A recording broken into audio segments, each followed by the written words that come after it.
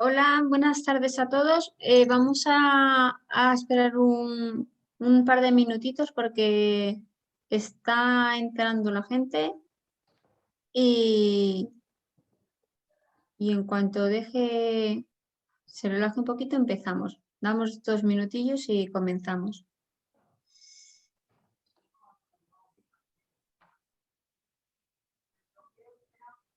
Recordaros a todos que todos los seminarios que realizamos son grabados para luego subirlos a nuestras redes para todas aquellas personas que no pueden verlo y asistir en directo y, y que están interesados en ellos. Estarán subidos tanto en nuestro canal de YouTube como en Facebook y en nuestra página web.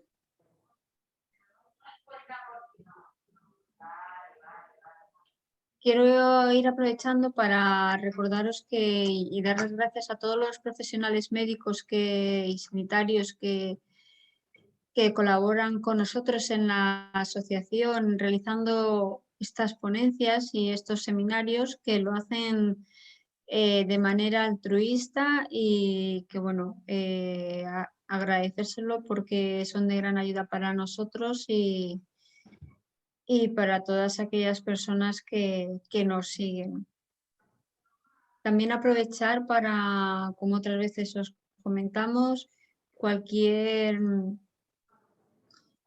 duda que tengáis o seminario que os apeteciese que realicemos, estamos abiertos a sugerencias, nos lo enviáis por correo, por WhatsApp y vamos gestionando porque nuestro cometido es ayudar a todos y hacernos este camino más fácil. Bueno, vamos esperando que vayan entrando compañeros.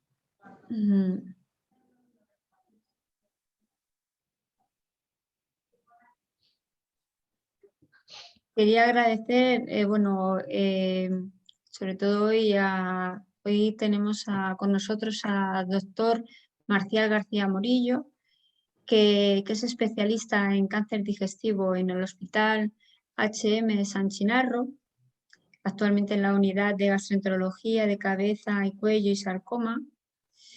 Tiene un amplio currículum en oncología médica y en investigación y además de ser autor de varios artículos científicos y realizar varias ponencias a nivel internacional. Muchísimas gracias, Marcial, por estar hoy con nosotros y dedicarnos una tarde sabiendo la agenda tan ocupada que tienes. Gracias de corazón de parte de toda la asociación. Nada, muchas gracias a vosotros por la invitación.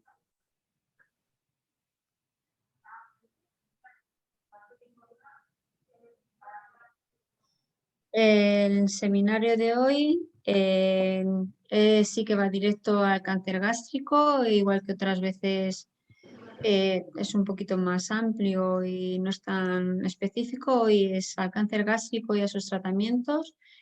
El doctor Marcial dirá las fases que va a tocar, porque aparte de los tratamientos, tocará diferentes fases por las que pasamos, tanto por cirugía y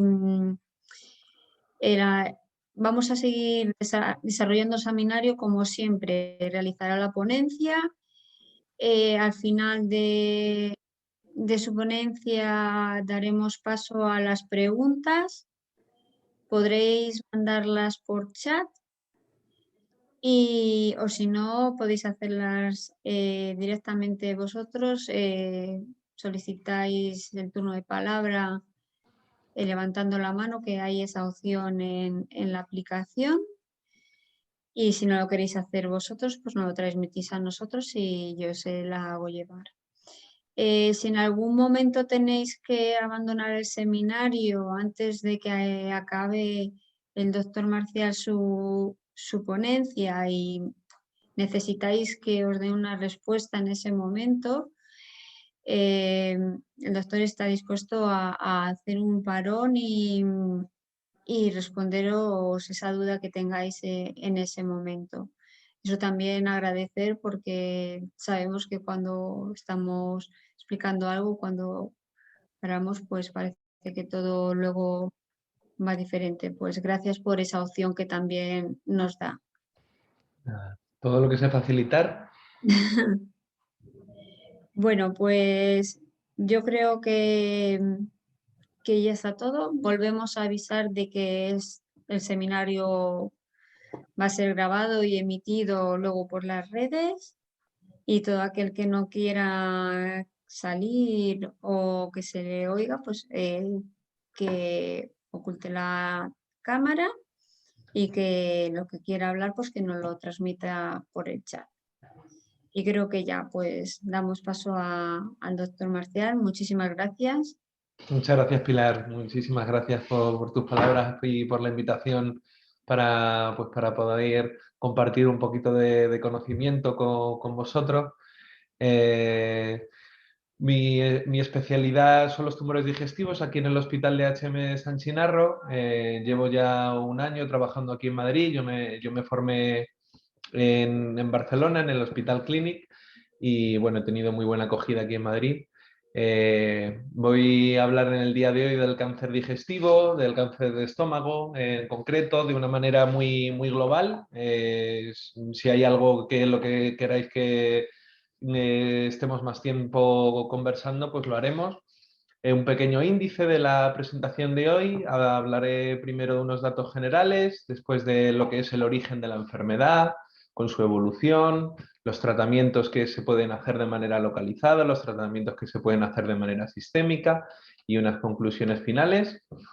Acerca de datos generales, hablamos de unas diferencias que hay actualmente en el mundo respecto a la prevalencia del cáncer de estómago a nivel global, donde respecto a la mortalidad es el cuarto cáncer que más mata en el mundo.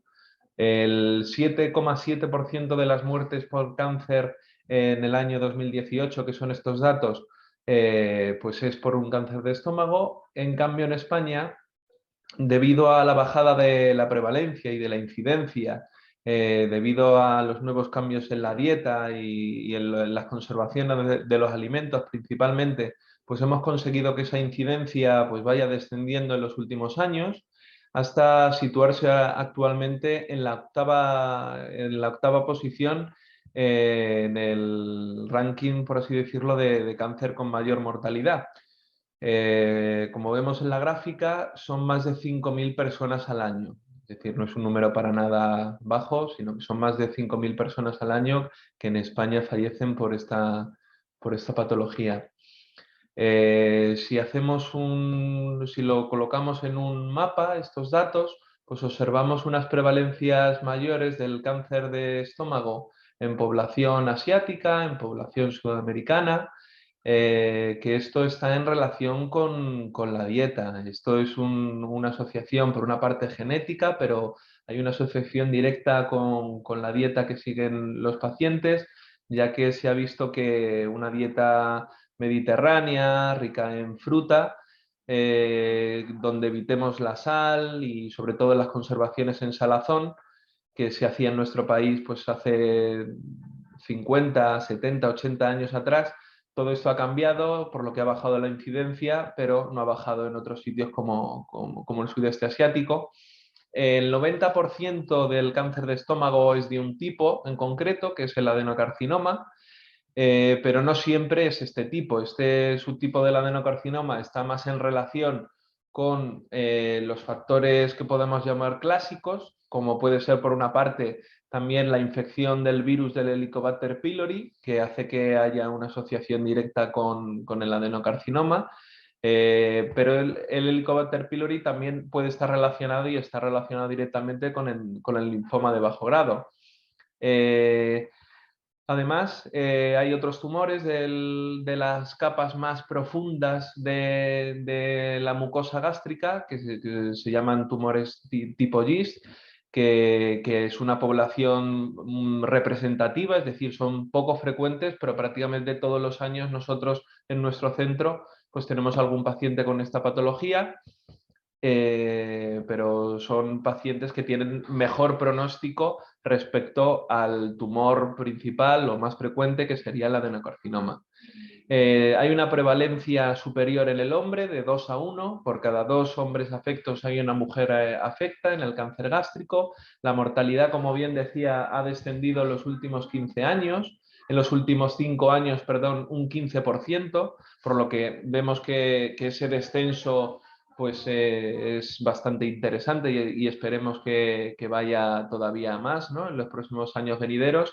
Y la edad de diagnóstico está aumentando, por lo que seguramente están en relación a personas que seguramente han llevado una dieta pues poco recomendable a lo largo de su vida, como uno de los factores que pueden estar en relación con el origen de la enfermedad, pero no es el único. O sea, no para nada hay que pensar que si uno ha tenido una buena dieta, pues no está protegido frente al cáncer, y si uno ha tenido una mala dieta, pues para nada podemos decir de que es la única culpa o que es el origen de todo, sino que es un conjunto de posibles etiologías que se van juntando y que cada una puede aportar su pequeño peso en el origen del cáncer.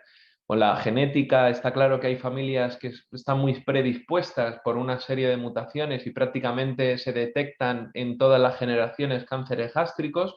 Esto no es lo más frecuente, pero sí que en un porcentaje de un 10% de los pacientes con cáncer gástrico pues se detecta esa asociación familiar. Después el tabaco también está muy relacionado. Como bien decía antes, el tema de la dieta, la dieta con una dieta mediterránea, rica en fruta fresca, pues es un factor protector. Y en cambio, pues tener una anemia perniciosa, un déficit de vitamina B12, que a veces es autoinmune o a veces es derivado de ese déficit de vitamina B12, pues todo esto predispone al cáncer gástrico.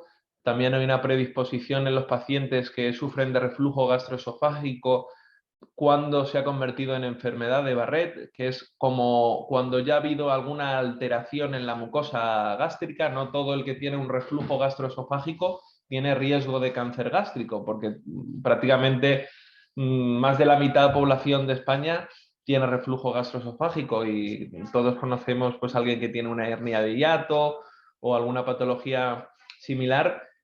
No es eso lo que lo predispone al cáncer gástrico, sino que se detecte alguna anomalía en la mucosa que sea precancerosa, por así decirlo. Entonces, en la evolución del cáncer,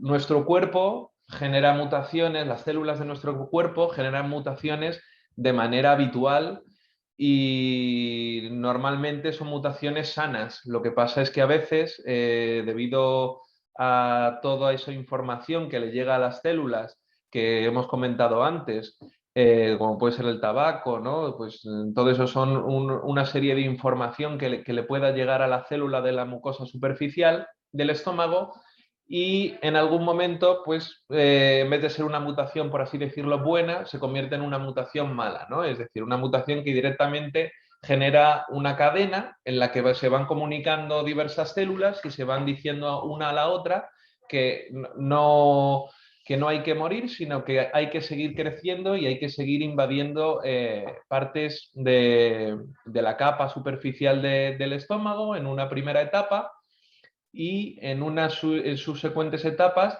pues a lo mejor invadir estructuras vecinas, como puede ser pues, la parte de la vía biliar, la parte de abajo del intestino, o la parte de, si vemos aquí, la parte de los intestinos que está más abajo, pues también lo puede infiltrar. Entonces, la evolución es totalmente personal.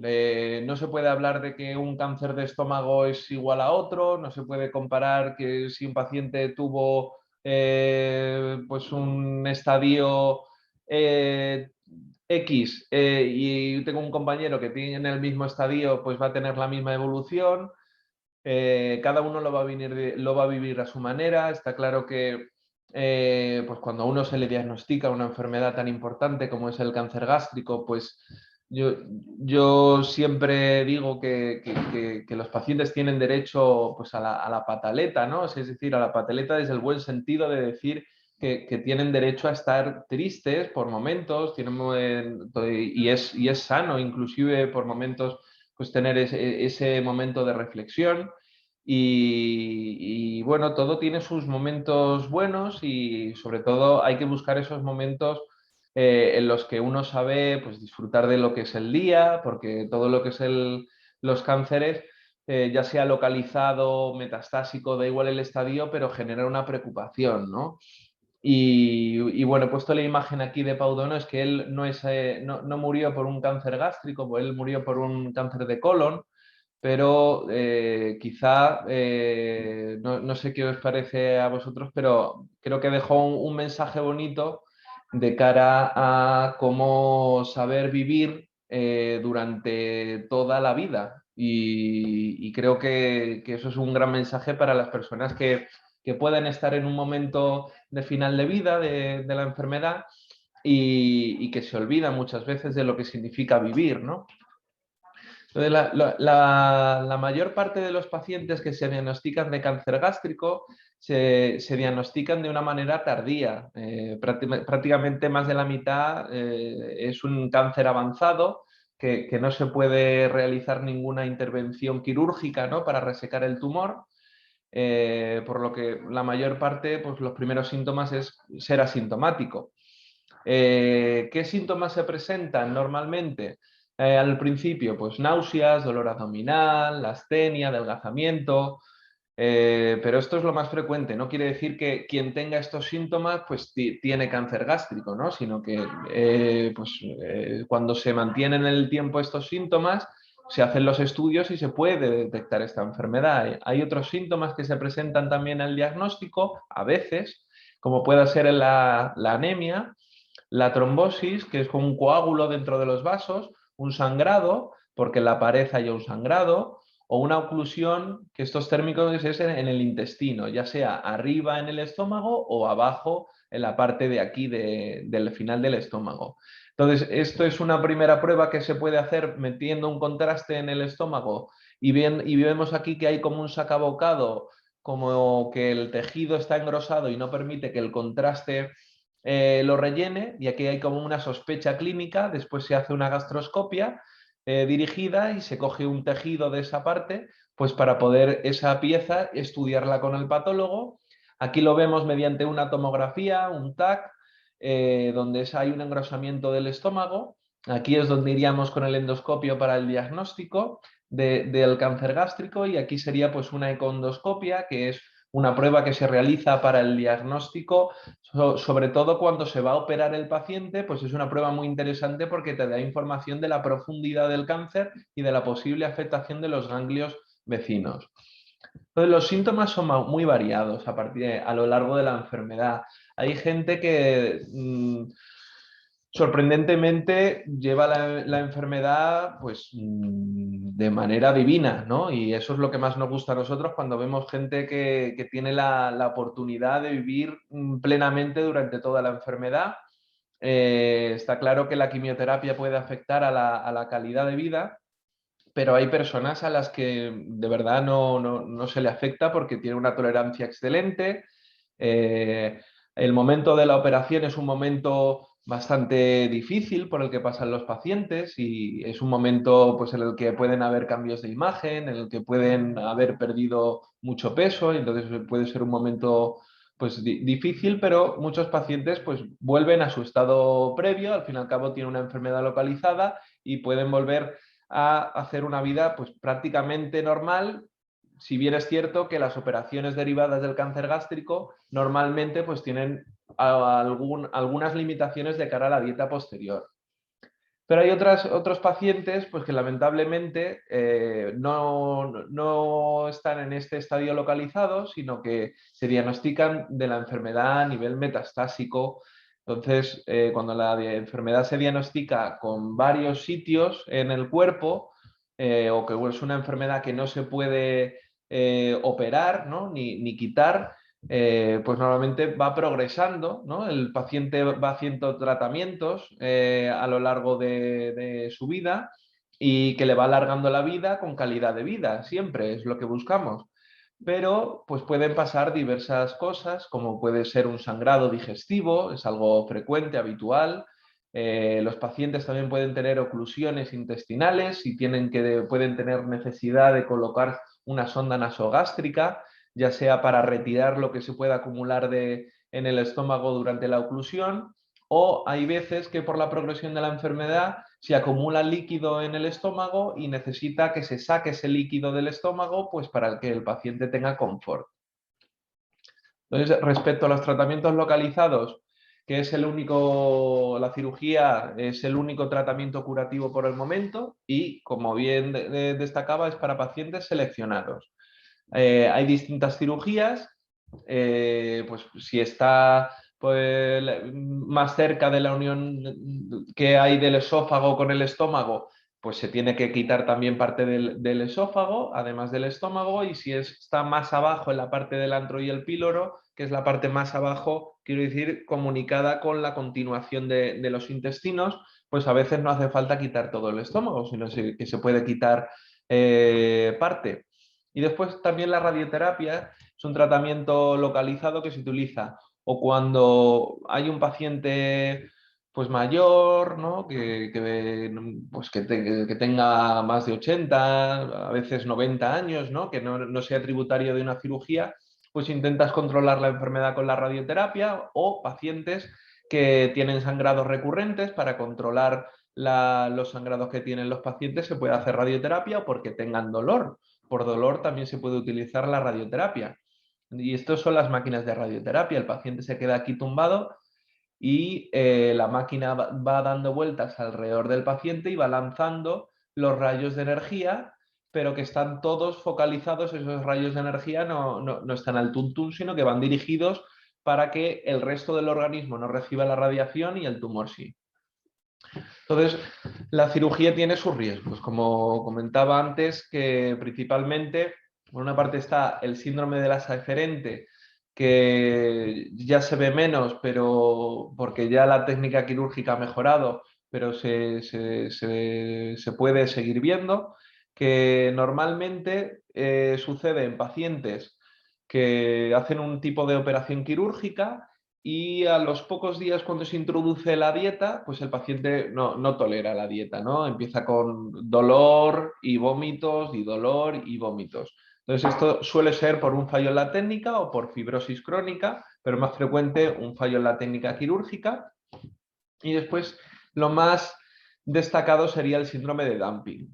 Síndrome de dumping sí que es una complicación frecuente que se observa actualmente, que sí que limita la calidad de vida de los pacientes, porque muchas veces pues no hay un tratamiento claro. Por mucho que hay muchas recomendaciones, hay muchos pacientes que les va muy bien las recomendaciones, hay otros pacientes que lamentablemente tras una cirugía tienen que convivir con algunos síntomas derivados de la cirugía por el resto de su vida, pero la verdad es que hay una diversidad absoluta, desde el paciente que prácticamente se opera y tiene una vida normal y para nada tiene molestias, a ese paciente que puede tener algunas complicaciones a lo largo de su vida.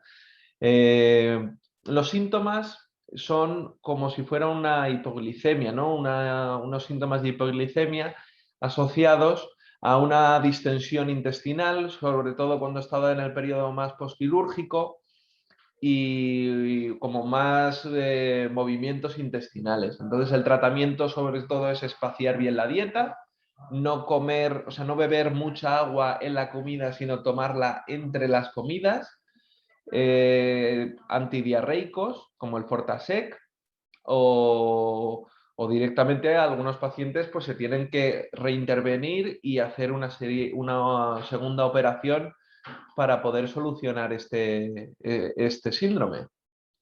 Otros riesgos son la malabsorción, ya que los pacientes pues, tienen problemas para absorber desde el hierro, la vitamina B12 y el ácido fólico, y esto puede desencadenar a la larga en mayor riesgo de tener osteoporosis. También están las diarreas en relación a la afectación nerviosa. El nervio vago es el que alimenta el estómago y el hecho de muchas veces esa selección que se hace al hacer la cirugía, pues se lleva a veces queriendo, a veces sin querer, algunas conexiones nerviosas que pueden afectar al funcionamiento del control autónomo de la digestión. Y otras complicaciones pues son la esofagitis por reflujo alcalino, que quiere decir, alcalino sería como la bilis, ¿no? Que la bilis se metiera hacia la parte del remanente del estómago y esto pues puede provocar acidez, o lo que hemos dicho antes el problema de que los pacientes operados tienen más riesgo de cáncer gástrico a largo plazo. Y aquí quería comentar acerca de qué pacientes tienen más riesgo de, una vez que han sido operados, por ejemplo, de recidiva del cáncer, de que vuelva el cáncer, pues serán los pacientes que tengan una cirugía subóptima, es decir, pues que se hayan dejado restos los cirujanos, serán los pacientes que tengan un tumor más agresivo, ¿no? Que el patólogo te informe y te diga, oye, esto, además de ser un tumor gástrico, veo que está invadiendo un vaso, está invadiendo un vaso linfático, pues algunas características que a nosotros nos ponen más en alerta y quizá hagamos una vigilancia más intensiva. O la extensión misma de la enfermedad cuando se va a operar. Y también quería destacar en esta diapositiva que hay pacientes que tienen la necesidad de hacerse una vigilancia para el diagnóstico precoz del cáncer gástrico, además de todos los pacientes que tienen antecedentes de familiares con cáncer gástrico, pues pacientes con esófago de Barrett o lesiones precancerosas que se hayan detectado en la gastroscopia, pacientes, por ejemplo, con un dolor epigástrico persistente o una dispepsia mayores de 45 años, o pacientes afectos de gastritis atrófica o anemia perniciosa. Respecto a los tratamientos sistémicos que utilizamos, hay dos momentos. Decíamos antes que separábamos lo que sería pues, el tratamiento con una intención radical, ¿no? De curar la enfermedad, como sería poniendo la cirugía en el medio, o el tratamiento ya de una enfermedad metastásica, donde ya no estamos hablando de curar la enfermedad, sino estamos tratando de cronificar la enfermedad lo máximo posible. Entonces, alrededor de la cirugía utilizamos la quimio y la radioterapia. Actualmente en el cáncer gástrico hay más evidencia cada vez a que la radioterapia forme un segundo plano y que la quimioterapia utilizada antes de la intervención y después de la intervención en la gran mayoría de los pacientes, pero no siempre, siempre hay que seleccionar. Y en el futuro, seguramente que la inmunoterapia, aquí no lo he puesto en cursiva, pero debería estar en cursiva porque todavía no forma parte de la clínica habitual, pero en un futuro próximo, seguramente también estos pacientes que se operen harán inmunoterapia. Hablando de la enfermedad metastásica, actualmente tampoco tenemos tratamientos que no sean quimioterapia o terapias contra una mutación frecuente que es la ER2, es decir, la inmunoterapia todavía no está aprobada en Europa para el cáncer gástrico, pero tenemos noticias de algunos ensayos que parece que funcionan la inmunoterapia y seguramente en los meses próximos tendremos esta indicación. Pero por el momento, el tratamiento del cáncer gástrico se basa en la quimioterapia y en un porcentaje reducido de pacientes, pues alrededor del 20, inclusive 20-15% de los pacientes, pues tienen una mutación específica que se estudia en todos los pacientes, que es la mutación de ER2, y cuando tienen esta mutación, pues se da un tratamiento anti-ER2. Entonces, ¿qué toxicidades tienen los tratamientos de quimioterapia? Pues principalmente ataca a todo. ataca absolutamente a todo el organismo y donde más va es a las células donde más replicación, más se multiplican, ¿no? Las células que más se multiplican del organismo son las células de la piel, las células de la mucosa, del intestino, de la boca y las células de la sangre. Por lo tanto, esas son las toxicidades más frecuentes. En la sangre, que bajen todos los componentes de la sangre, las defensas, que puede dar más riesgo de infecciones, las plaquetas, con mayor riesgo de sangrado, la anemia, que puede dar más cansancio y que pueden necesitar los pacientes transfusión, inclusive durante el tratamiento de quimioterapia. Después, la afectación de las mucosas, pues en relación a mucositis, ¿no? Inflamaciones de las mucosas con aftas que pueden salir en la boca, dolorosas, diarreas, hemorroides. Después, muy frecuente también la pérdida del cabello en los pacientes, el cansancio, la pérdida de apetito. Y la verdad es que las náuseas y los vómitos también están presentes, pero con las medicaciones actuales solemos controlar bien estos síntomas. Y las toxicidades del tratamiento de la inmunoterapia, pues también afecta a todo el cuerpo, pero aquí quería hacer una diferencia de por qué tiene tan buena fama la inmunoterapia.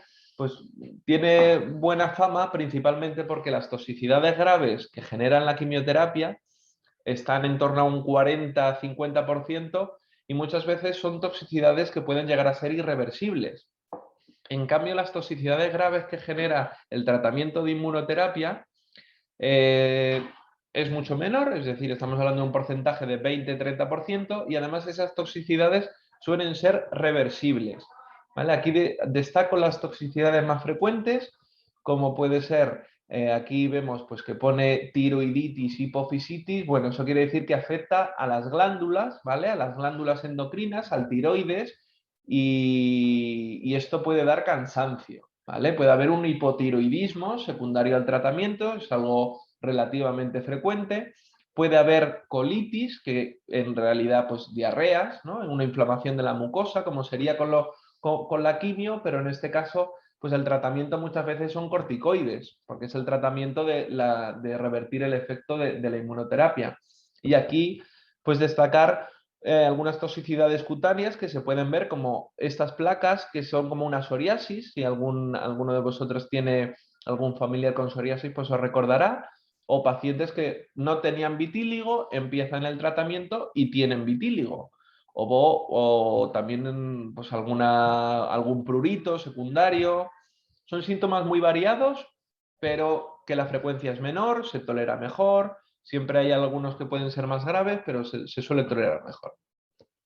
Y respecto a nuevas líneas de tratamiento, pues ahora está muy en boga la terapia celular, que es pues modificar nuestras células, llevarlas a un laboratorio, educarlas y que estén educadas para que ataquen a nuestro tumor. Y ya en nuestro centro tenemos el primer estudio que va a utilizar esta terapia. También muy importante los estudios moleculares para seleccionar bien los tratamientos para nuestros pacientes. Y también últimamente se utiliza mucho la biopsia líquida, que es el detectar las mutaciones no solo en la pieza del tumor, sino ir a la sangre y en la sangre estudiar pues, esas características del tumor, pero sin tener que ser invasivo, ¿no? Entonces, está claro que para hacer todo esto pues necesitamos mucha inversión. Esto son tratamientos, por ejemplo, el tema de la terapia celular, estamos hablando de que por paciente pues prácticamente el precio del tratamiento se va a los 150.000 euros, para que nos hagamos una idea de lo que puede venir en los próximos años, de la dificultad para la financiación de estos tratamientos. Y quería destacar, muy importante, pues lo que son los cuidados, ¿no? del paciente durante la enfermedad, porque creo que es muy importante formar equipo, es decir, los oncólogos, está claro que sentimos que somos como un poco el centro de la atención al paciente, pero no tenemos el tiempo que nos gustaría para de verdad dedicarle al paciente, ¿no? Porque nuestras consultas pues, son muy limitadas en tiempo, tenemos pues, a veces 10 minutos, a veces 15, a veces 20. Una primera visita te dejan 30 minutos para hablar con el paciente, pero bien es cierto que estamos limitados y que el paciente pues tiene muchas necesidades, ¿no? El paciente tiene tanto necesidades físicas, emocionales, sociales, económicas, espirituales, el tema de la dieta que preocupa mucho a los pacientes, el ejercicio físico.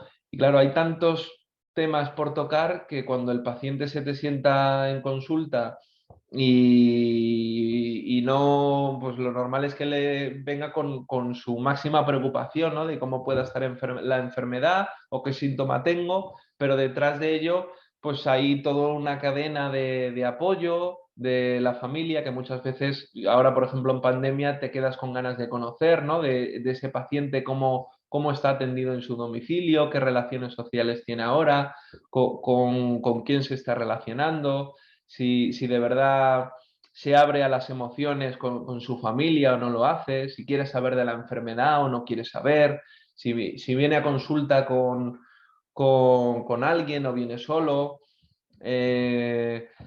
La verdad es que el tiempo es un limitante mayúsculo en el quehacer diario nuestro, porque los pacientes son distintos, o sea, no tiene nada que ver un paciente con el que venga después, ¿no? Entonces, está claro que tenemos que los oncólogos, pues cambiar el chip con cada paciente y para poder empatizar con ellos y de verdad que ellos sientan que nos preocupamos por su patología. Y yo creo que los pacientes, tanto durante la enfermedad como tras la enfermedad, pues las necesidades son parecidas. Quizá el paciente durante la enfermedad pues requiere pues eso, una vigilancia muy estrecha, pues prácticamente semanal, en las que los pacientes pues tienen que hacer analíticas, tienen que ver si hay que hacer una transfusión, si no hay que hacerla, si el paciente tiene que ingresar, si no tiene que ingresar. Y es un momento más álgido, más difícil. Y cuando el paciente tiene la suerte de curarse de esta enfermedad y de vivir de una vida pues libre de lo que es el cáncer, pues está claro que no quiere decir que ya se tenga que olvidar del oncólogo y nos tengamos que olvidar de las preocupaciones que puedan surgir, porque por lo que hablaba antes de que se ha sometido a una intervención quirúrgica, ha vivido por un proceso de mucho estrés, ha realizado algunos tratamientos agresivos y muchas veces en ese impasse de estrés, pues bueno, puede afectar a todo, puede afectar tanto pues eso, a la esfera física, a la emocional, a la social, a la económica. Es una enfermedad que puede afectar de una manera integral a la persona. Yo creo que es muy importante la comunicación, que en estos tiempos pues cada vez parece más difícil, ¿no? El hecho de comunicarse de una manera abierta, directa y con tiempo con un médico, porque parece que vamos todos corriendo de un lado para otro. Pero bueno, espero que en el futuro próximo pues podamos tener algunas ventanas de otra forma de entender la oncología y de acercarse al paciente, que últimamente pues nos vemos muy limitados, ¿no? Yo la verdad es que vengo de la pública y cada vez nos vemos un poquito más limitados también allí y bueno, creo que solo quería terminar con unas pequeñas conclusiones, que sería pues de destacar que el cáncer gástrico está claro que tiene una alta mortalidad, que se diagnostica muchas veces tarde, la suerte que tenemos es que está descendiendo la prevalencia, que es muy importante el tratamiento integrativo del paciente, que el paciente realiza distintos tratamientos durante la enfermedad, quimio, radio y dentro de poco la inmunoterapia, que hay muchas líneas de investigación que están pues muy pendiente y muy cerquita de aprobarse y nada, incidir sobre todo en ello, en el cuidado integral del paciente. Y nada, muchas gracias, no sé, preguntarme todo lo que queráis, que estoy abierto a preguntas, dudas. Muchas gracias, doctor Marcial. Como siempre es todo un honor tener a especialistas como usted y que nos hablen claro, porque luego cuando estamos en consulta hay muchas cosas que se nos quedan en el tintero que no podemos preguntar, que se nos olvidan cuando salimos y bueno, yo creo que nos ha explicado bastante claro muchísimas de esas cosas que luego dudamos cuando salimos. No sé si tenemos alguna pregunta. Vamos a ver el chat. Eh, que se me ha ido. Alma Mira, Raquel, échame un... lo estoy viendo yo. Yo veo Sí, aquí, a ver, porque a mí se me ha ido la pantalla del chat.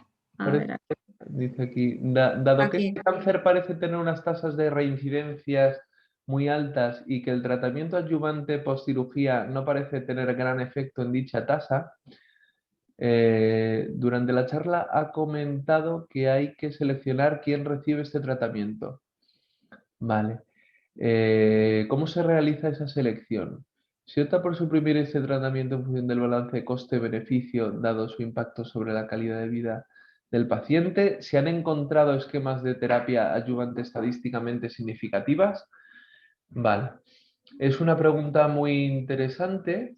La verdad es que actualmente es verdad que el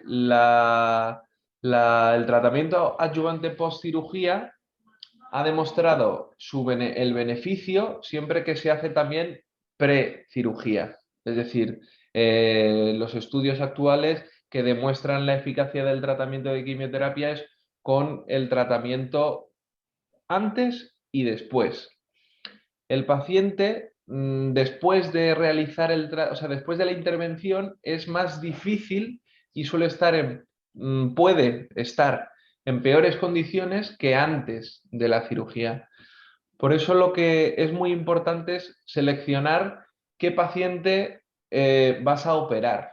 O sea, lo primero es hacer un estudio bien reglado, con una econdoscopia, con una endoscopia, con un TAC y decir qué esquema vas a utilizar antes. El tratamiento adyuvante lo tienes que tener pensado, o sea, de antes, por así decirlo. Es decir, tienes que decir, ¿este paciente lo vas a operar? Vale, pues le voy a dar quimio antes de operarlo y le voy a dar quimio después. Y ahí sí que se ha visto que hay un beneficio de más de un 10% en supervivencia a largo plazo. O sea que sí que es rentable hacer el tratamiento, pero hay que seleccionarlo según la extensión de la enfermedad.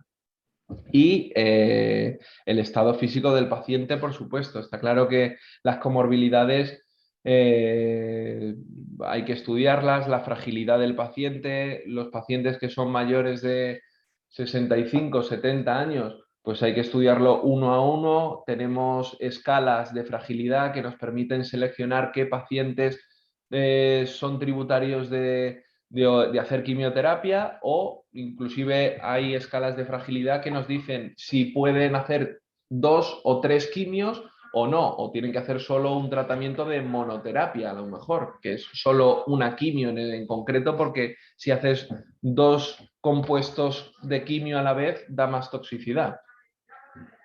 No sé si le he respondido a la pregunta a Marian Choi de Malagón, o Marian Choi Malagón. Marian, espera que te activo. Espera.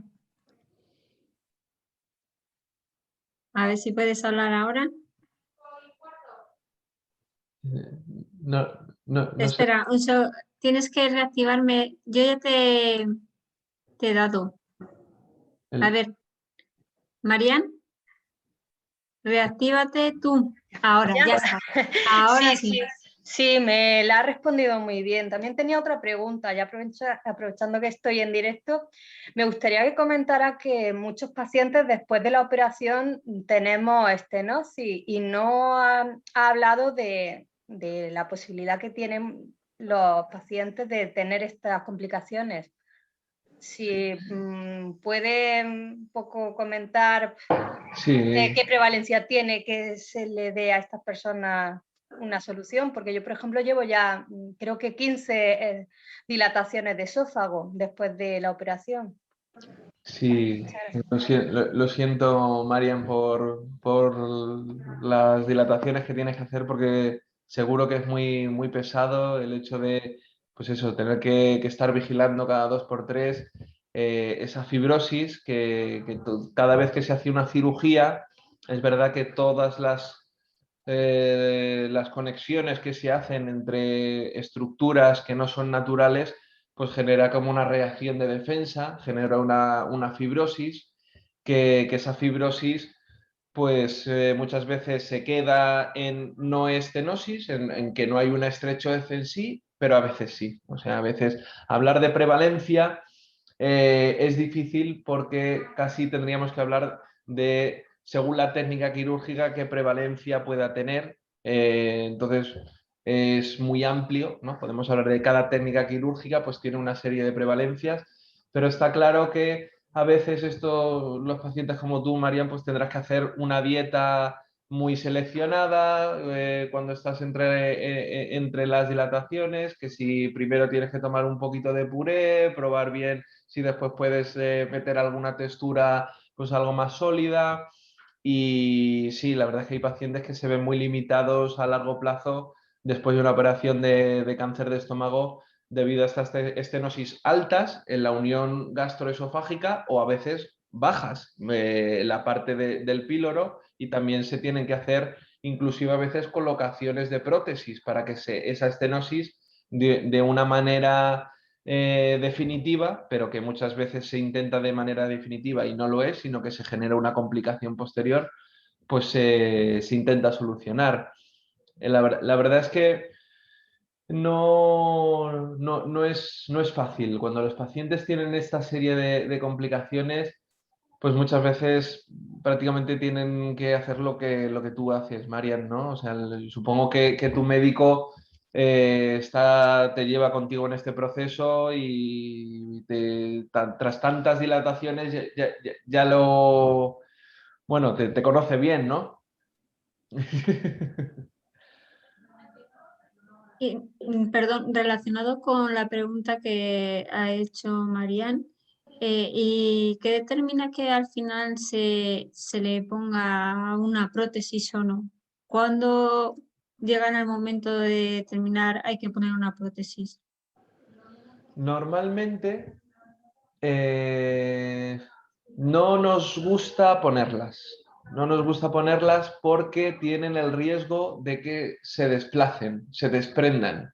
Entonces, si la prótesis se desprende, puede perforar desde la parte del remanente del estómago o el intestino, porque directamente la prótesis pues pasa por el tubo digestivo y a veces pues, se defeca con las heces.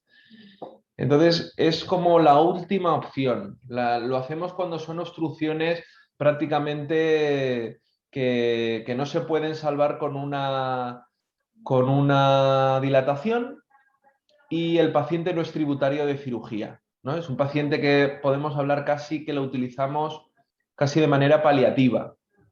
O sea, en pacientes con intención curativa no suele ser la opción más preferida.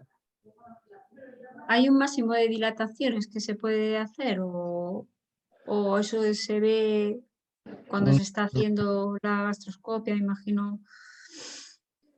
Ahí me pilláis un poco, porque no, como soy más oncólogo y no soy digestólogo, ¿no? O soy cirujano, pues ahí sí que no podría dar una información así más verdadera. No, supongo que depende de lo que se encuentren al verlo ellos. Me comentan que a un paciente pues que se le puso una prótesis, eh, pero la primera no respondió bien, pero la segunda sí que ha respondido mejor. A ver, y ya lleva más de un año con ella, entonces eso es una buena señal. Vamos a ver, activar a Águeda para que quiere formular una pregunta. Águeda, no sé si puedes hablar. Sí, sí. Vale. Hola, buenas tardes. Hola, Águeda, buenas tardes. Mi pregunta es, yo soy una paciente muy reciente. Desde el día 30 de octubre, me encontraba mal antes y ya entré por urgencias y me diagnosticaron el día 13 de noviembre, me diagnosticaron un tumor antro y píloro. Ajá. Entonces tenía hecho un esquema de cuál iba a ser mi protocolo. 4 quimioterapias, cada 15 días una. He ido respondiendo muy bien, las defensas muy bien. Y las pruebas que me hicieron, el TAC, las endoscopias, todo, pues decía que estaba todo concentrado en el mismo sitio, que no había metástasis, pero tenía preparadas 4 quimioterapias que las he recibido del 14 de diciembre al 27 de enero, cada 15 días una. Y después, cuando me recuperara, al mes siguiente, cirugía. La cirugía para la que yo firmé y la que me prepararon era pues, para el tema de quitar estómago entero o medio, lo que procediera, según se encontraran cuando abriera. Me han intervenido el día 23 de febrero y no ha podido ser posible, porque las pruebas no han sido fiables. Las pruebas no han dado, vamos, que no han indicado lo que estaba pasando. ¿Han encontrado más enfermedad cuando han abierto? Sí, está introducido en el duodeno. Entonces decía que si me tocaban era un desastre lo que iba a pasar dentro. Me cerraron, pero me han hecho una desviación, me han abierto en la parte izquierda del estómago un conducto para que yo pueda comer, porque mi problema ya era, al terminadas de la digestión, muchos dolores, muchos retorcidos, porque ahí estaba, ¿no? Está atascado, está ahí metido. Me explicó la cirujana, yo soy de Granada, perdón que no me he presentado, soy de Granada, de un pueblo que se llama Padul, y me están viendo en el Hospital San Cecilio, que es el PTS, que es un hospital universitario de Granada. Y bien en el aspecto de que, vamos, yo pensaba que las pruebas, pues que con las pruebas pues se iba uno, aunque luego te encuentres en la operación algo más o algo menos, pero de la manera que a mí me ha tocado, no. Porque nada, no han podido, decía la doctora, la cirujana, que por milímetros, por un poquito, no han podido quitar. Y me explicó ella que un tumor, cuando crece no en un espacio que es estrecho, pues el tumor tiende a ir en profundidad, no a extenderse a lo ancho. Entonces, por eso dice que ha penetrado más capas, ¿no? Y se ha metido más adentro. Pero claro, ahora yo terminé la operación el 20, vamos, me operaron el día 23, me vine de alta el día 5 de este mes. Estoy aquí en la casa recuperándome de los puntos interiores y los exteriores. Claro. Y ya me ha llamado la oncóloga, ya he tenido, antes de ayer tuve la visita con ella y ya me ha explicado, vamos, yo antes de venirme, los primeros días de visita en la sala, pues yo pensaba que iba a tener una segunda operación, porque mi hijo entró en la REA, en reanimación, para cuando entra la familia, y me dijo, prefirió decírmelo antes que la doctora. Mamá, que no te han podido hacer lo que te iban a hacer. Pero tú no te preocupes, que ahora te van a poner mucha quimioterapia, y yo como que entendí que tenía opción o tenía oportunidad de otra segunda operación. Y ahora, por los visajes, por las expectativas que tengo y por las explicaciones que me dan, me dicen como que no, que casi que no tengo, que sería casi como un milagro. Si no me dijo la palabra milagro, porque los médicos a lo mejor no utilizan la palabra milagro en el tema de la medicina, pero la oncóloga, la cirujana, por la mañana, una de las mañanas que pasó sala al principio, pues yo le pregunté, yo me metí en Honduras y hablé y me dijo ella como que si hubiera posibilidad, pero remotamente, ya me explicó lo que harían, pero como que ella lo tenía descartado, que hubiera una segunda operación. Ya. Entonces el arreglo que me han hecho pues, ha sido pues, que me han abierto aquí, que me han cortado de allí y que puedo comer, que los últimos días de la cuarta quimioterapia, pues yo volví con los mismos síntomas con los que empecé. La oncóloga, mi oncóloga que es la doctora Irene, pues no me dijo a mí, no nos dijo a mi marido y a mí, que siempre vamos a las consultas, no me explicó que eso no era un indicador malo, de que yo hubiera vuelto a todos los síntomas del principio, como diciéndome que la quimioterapia no me había servido, el tratamiento que había tenido. Ya. Pero sí se lo transmitió a la cirujana, se lo dijo a ella, que se esperaran lo que no sabían, lo que se iba a encontrar, porque ella vio algo muy raro. El yo tener todo, porque yo estaba para irme a las urgencias. Cuando, después de la cuarta quimioterapia, yo empecé a reflujo total, a gases para reventar, a un hervidero en el estómago para reventar. Digo, uy, uy, yo no puedo seguir así, estoy para irme a las urgencias. Pero bueno, entré en la operación yo con la esperanza de que todo aquello se me iba a quitar cuando me operaran. Y resulta que salgo de la operación y ahora pues ni se ha podido hacer eso, que se ha hecho esto, que ya con esto estoy ahora mismo, llevo unos días, vamos, desde el día 5, desde el día 23 que me operaron, estuve una semana sin comer, luego empecé con la dieta del agua y la manzanilla, y todo lo he ido tolerando muy bien, no he tenido fiebre, anímicamente yo he estado bien, Sí, todo lo llevo, te escucho bien, Águeda, te escucho bien, la todo, verdad. todo lo llevo bien. Para todo lo que has tenido que pasar, se te Pues, escucha. pues sí, y ahora ya desde el día 5 estoy en la casa y yo ya sabía lo que había, ¿no? Cuando me dio la doctora, bueno, si remotamente se pudiera hacer como, la doctora no me dio opción a que yo me pudiera operar otra vez. Pues, yo creo, su oncóloga seguro que es experimentada y sabe pues lo que es el cáncer gástrico y la verdad es que lamentablemente tu historia, Águeda, es frecuente.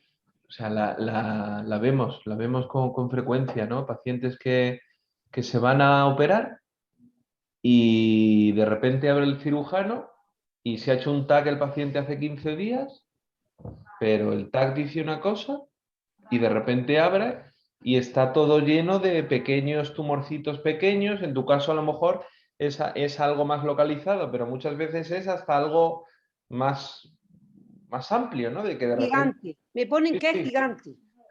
pues muchas veces sucede de que parece una cosa, pero como los implantes del peritoneo muchas veces son menores a 1 milímetro y los TACs son cortes de 1 milímetro y no llega a detectar esa enfermedad microscópica, pues hasta que el cirujano no abre, no ve a lo que se enfrenta.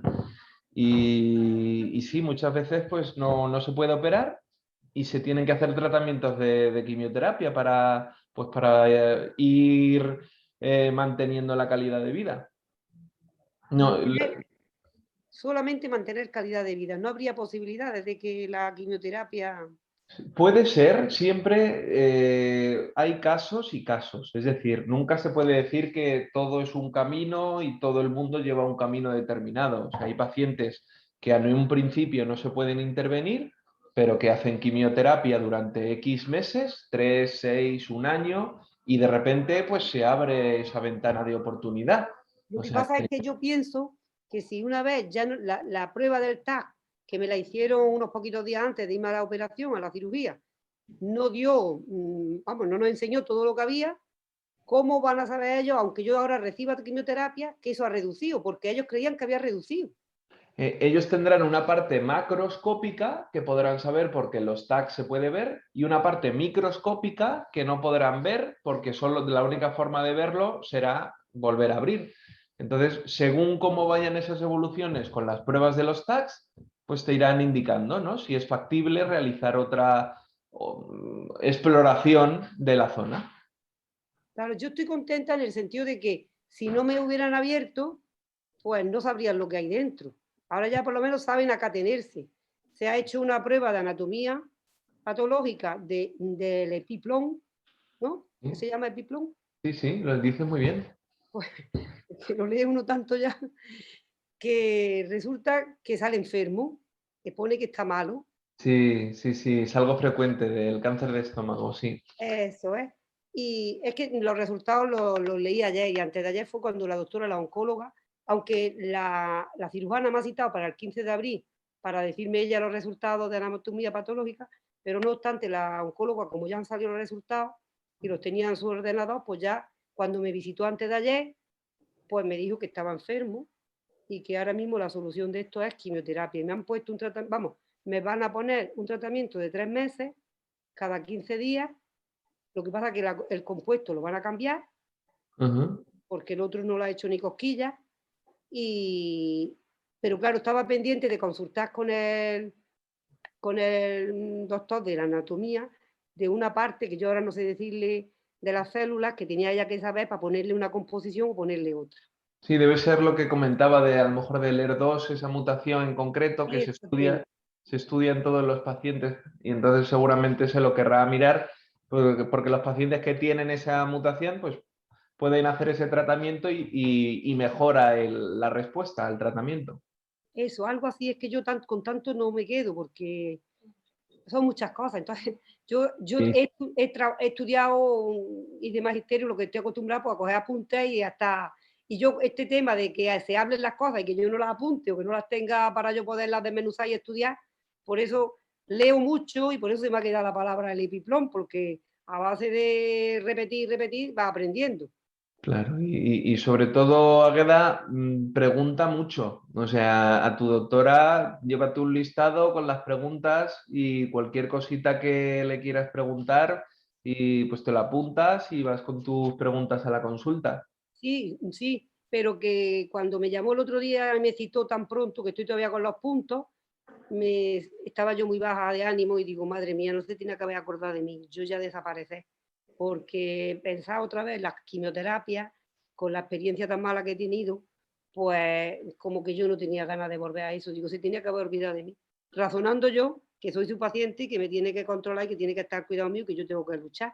Pero hubo un momento que yo pensé eso, digo, ojalá no se hubiera acordado de mí, no me llamara nunca, porque no tenía yo ganas de ya de escuchar y otra vez, de sabiendo yo lo que hay, ¿no? Y a lo que voy, pero que la doctora, cuando me habló el otro día, pues yo pregunto mucho, pero claro, sí es verdad que hay que llevarlo escrito porque siempre te puede pasar algo.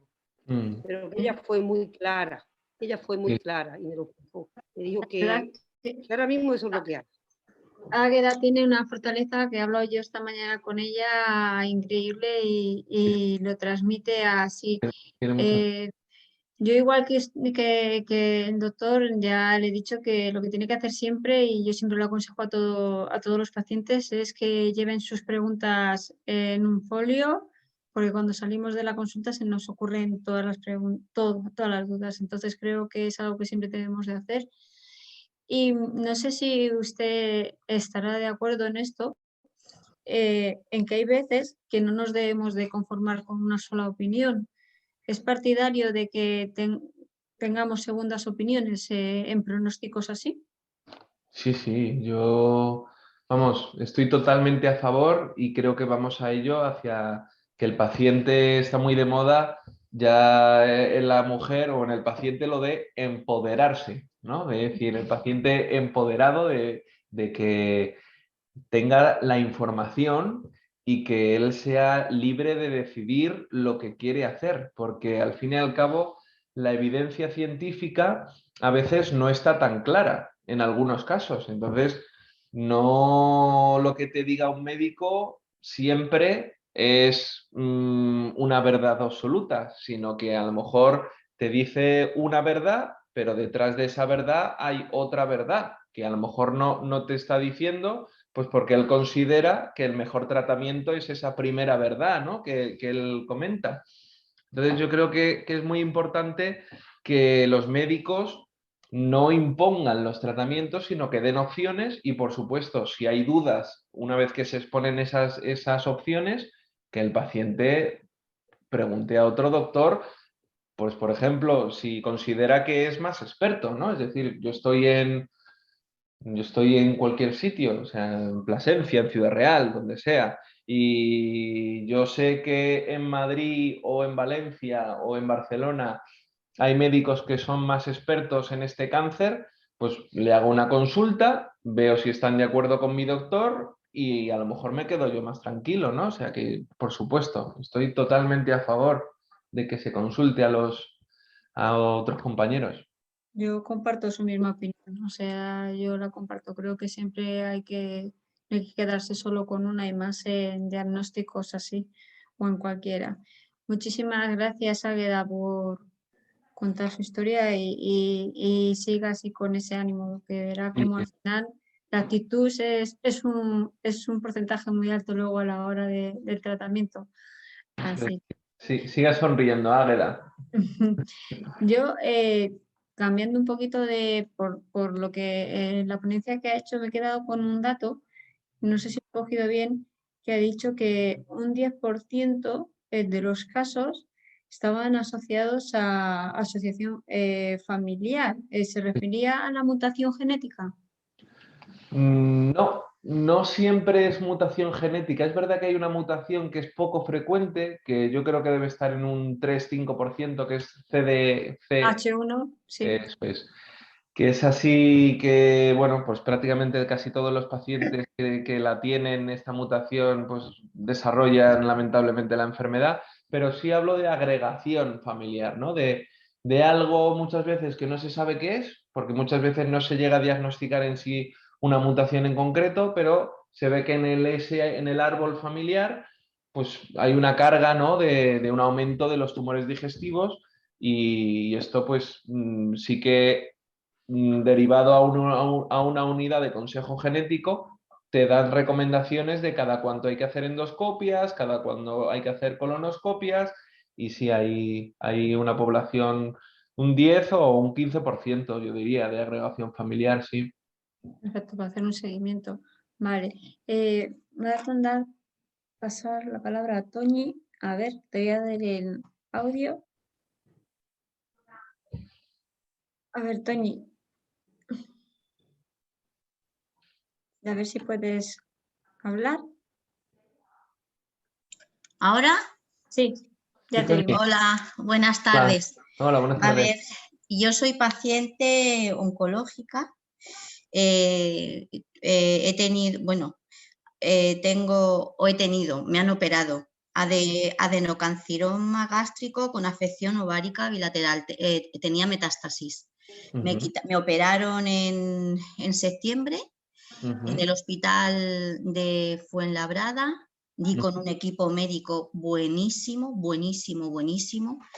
Y yo quería hablar con Águeda para darle mucha fuerza y que por supuesto que no se quede, o sea, que no se quede en la primera opinión del oncólogo. A mí me empezaron a tratar en el hospital de Parla y yo con la oncóloga que di, bueno, lo mío no tenía solución. Me dieron, vamos, no tenía solución. Yo cambié de médico, me fui al hospital de Fuenlabrada, conocí a este equipo médico buenísimo, me operaron, me quitaron muchísimo, me hicieron una intervención que se llama IPEC, me abrieron, me limpiaron, me cortaron, me cosieron, hicieron lo que tuvieron que hacer y me pusieron el IPEC y yo la verdad es que estoy fenomenal, fenomenal. Por eso, Águeda, yo te recomiendo de verdad pedir una segunda opinión y sobre todo mucha fuerza y mucho ánimo porque, vamos, es lo que hay que salir para adelante. Sí, Toñi es una de esas personas que también tiene una actitud muy positiva y ha demostrado que se puede, ¿verdad? Sí. Pues me alegro muchísimo, Toñi. Que te vaya todo fantástico. A ver, Sí, así es. vamos a dar la palabra a Jonathan. ¿Dónde estás, Jonathan? Perdona, hijo, que no te veo. Ya. Jonathan, ¿puedes hablar? Sí. Ya ¿Ahora? puedes. Sí. Hola, buenas tardes. Hola, buenas tardes. A ver, te presento mi pequeña trayectoria profesional. Se me diagnostica adenocarcinoma unión esofagogástrica, 4 sesiones de FLOT, gastrectomía total ampliada, otras 4 sesiones de FLOT. Todo va muy bonito hasta que el año siguiente, ¡pum!, me aparece como bastantes predigones en el hígado que se confirma metástasis. Hice un tratamiento, un ensayo, inmunoterapia más capecitabina y oxaliplatino. Y he aguantado 6 meses y pico. Ahora estoy esperando. Me han ofrecido entrar en otro ensayo clínico de terapia dirigida. Solo en el caso de que tenga una mutación en una proteína que no me acuerdo el nombre, FGCG o algo así. Y bueno, la primera pregunta es, me gustaría saber, a ver qué opinas de las terapias dirigidas y luego, qué tipo de tratamientos hay pues en segunda o tercera línea que pues, no sean quimioterapia, algo así novedoso. Vale. Pues las terapias dirigidas son otro futuro que tenemos, otra línea de investigación. Terapia dirigida quiere decir, uno tiene una mutación específica, ¿no? En este caso, pues lo que sea, un nombre en específico, pues atacar directamente al tumor por esa vía de señalización. Entonces son tratamientos que durante un tiempo pues funcionan muy bien y la toxicidad pues son muy bajas, pero el problema que hay es la prevalencia, es la cantidad de personas que tienen mutaciones concretas que respondan a tratamientos, que esa es la dificultad en el cáncer de estómago de encontrar esos pacientes, porque más allá del ER2 actualmente no tenemos ninguno aprobado, pero es verdad que pues que a lo mejor hay un 0, no sé qué por ciento o un 1% de pacientes que pueden tener cualquier mutación, cualquiera. O sea, podría empezar a decir mutaciones y a lo mejor digo 100. O sea, es que hay muchas mutaciones que se pueden detectar con los paneles moleculares que muchas veces no están ofrecidos de manera general a la población en la sanidad pública.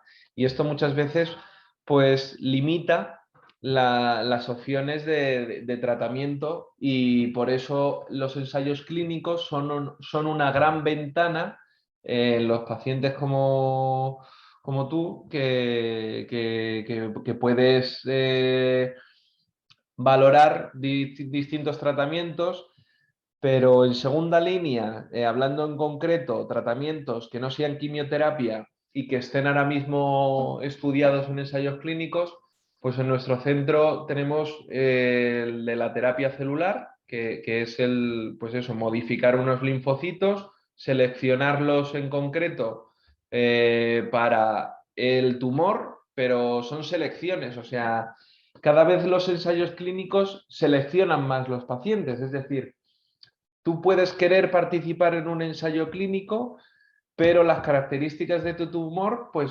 no te hacen partícipe y a veces es difícil. Es decir, por ejemplo, en este nuestro, pues prácticamente solo 1 de cada 10 pacientes que se seleccionan para participar después pueden participar.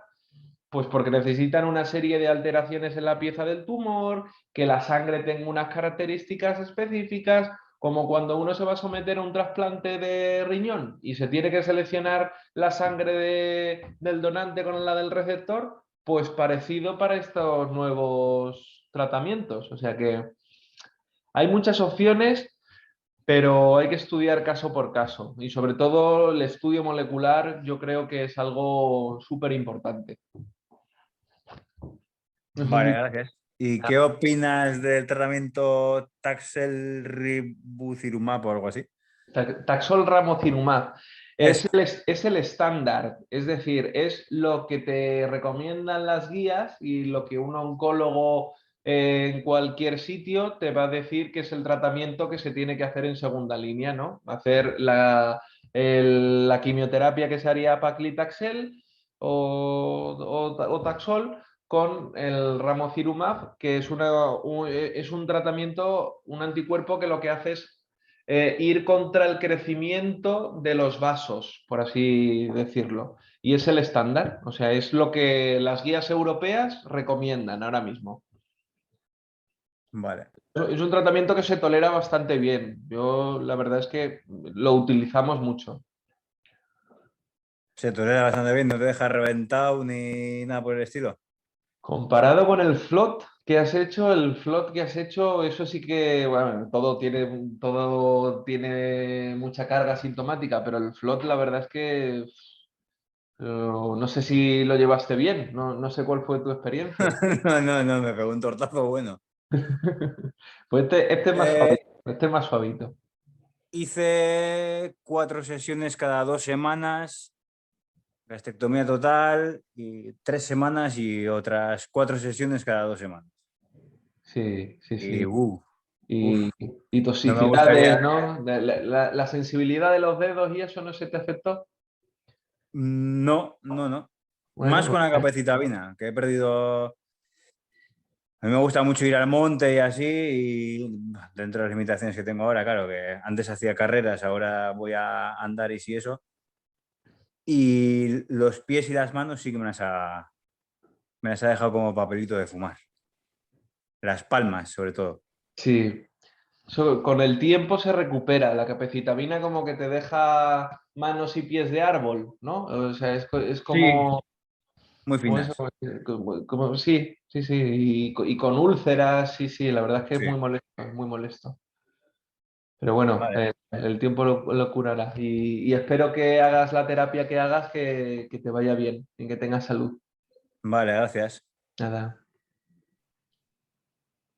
Bueno, pues la verdad es que muchísimas gracias a todos. No sé si queda alguna pregunta por hacer.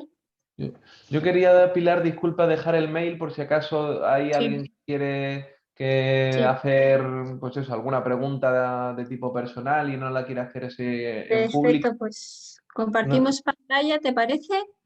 Vale, A ver si podemos, ahora mira a ver si puedes y ponemos ahí a ver, está, ponemos ¿se ve? ahí. Sí, perfecto. Vale, pues aquí tenéis mi nombre y el mail, por si alguno pues, se lo quiere apuntar y me quiere escribir cualquier cuestión de índole personal. Pues yo encantado de responder. Doy un margen de 48 horas para responder los mails normalmente, pero nada, encantado de poder responder vuestras preguntas. Pues muchísimas gracias, doctor. La verdad es que ha sido todo un placer contar con usted y bueno, creo que ha sido de gran importancia todo lo que nos ha transmitido y bueno, agradecer el que nos facilite su correo electrónico porque sí que es cierto que muchas veces preferimos contactar por privado y comentar nuestro problema. Entonces, apuntarlo. De todas maneras, cualquier duda, sabéis que podéis contactar con nosotros y nosotros nos ponemos en contacto con el doctor y ya lo gestionan entre ustedes. A ver, creo que hay una última preguntita. Un segundo, a ver, Mariana, que no te encuentro. Aquí estás, Mariana, perdona, hija, este me había sido para arriba. Ya, ¿se me escucha? Sí, Sí, Mariana.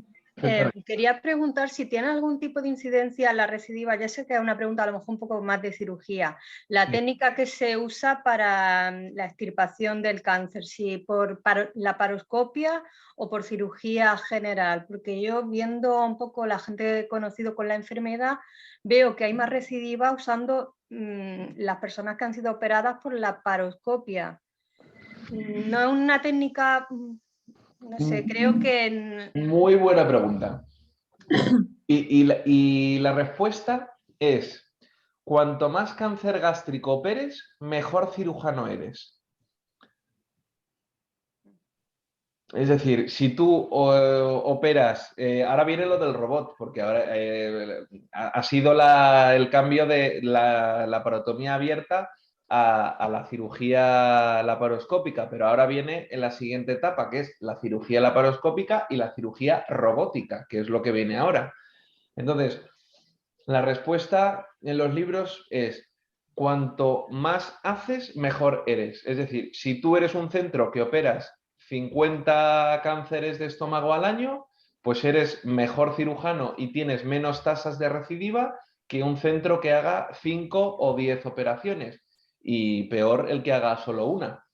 Eso es las manos del cirujano y en el futuro el robot.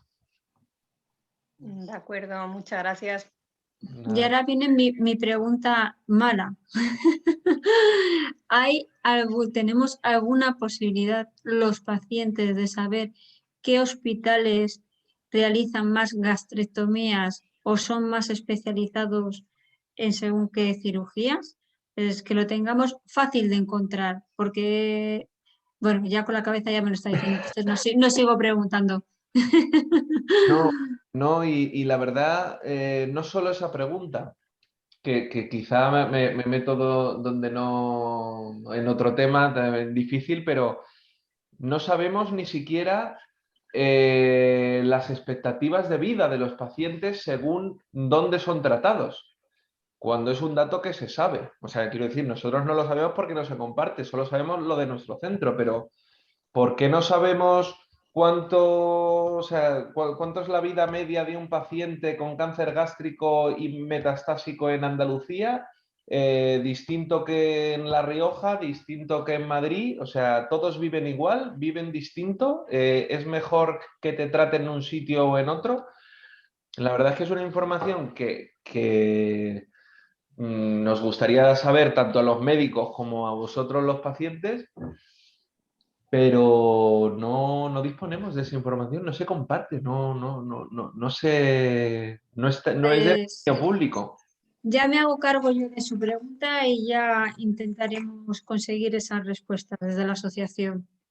Ya nos pondremos en contacto con usted para promover algo así, porque yo también me gustaría saber esos datos que usted está diciendo. Creo que son...